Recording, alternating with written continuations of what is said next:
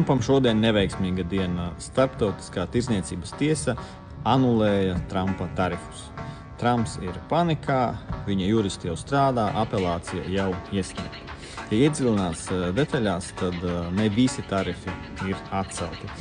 Piemēram, sektorālie nozares tarifi nav atcelti.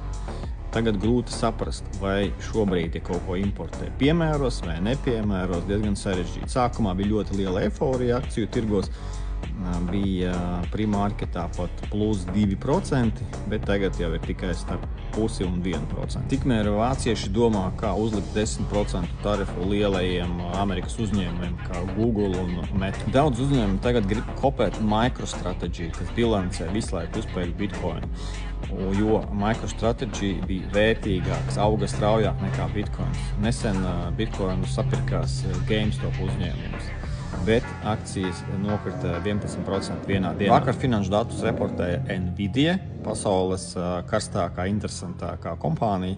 Bija double beat, gan peļņas, gan apgrozījuma rādītāji tika pārsniegti. Un uzņēmums daudz runāja, ka tagad ir robotikas laikmets.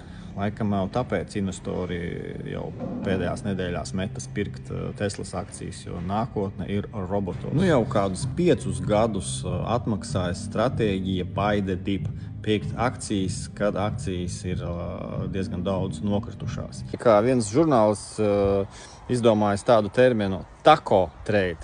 Trump always chickens out. Nu, kad Trumps nobīstās, viņš pasaka, ka uzliks lielu tarifu un pēc tam atceļ vai paņem pauzi.